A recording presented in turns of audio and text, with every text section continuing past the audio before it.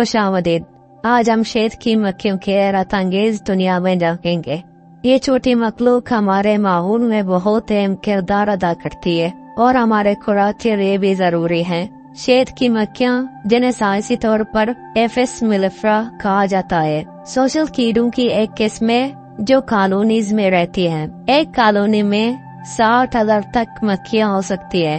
मक्खियाँ 3 अहम किस्म की होती है, मलिका, कारकोन और ड्रोन।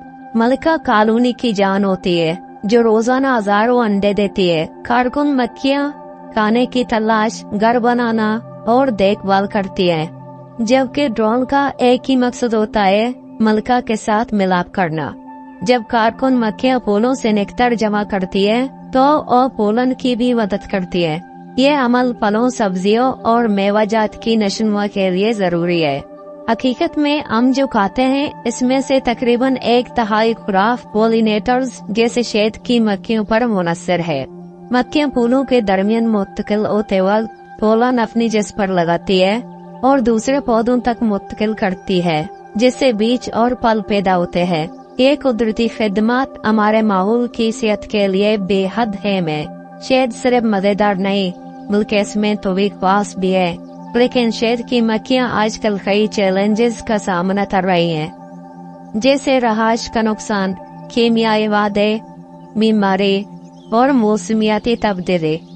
इनकी आबादी कम हो रही है, जो हमारे खाने का निजाम और माहौलियाती तवाज़ुन के लिए खतरा है।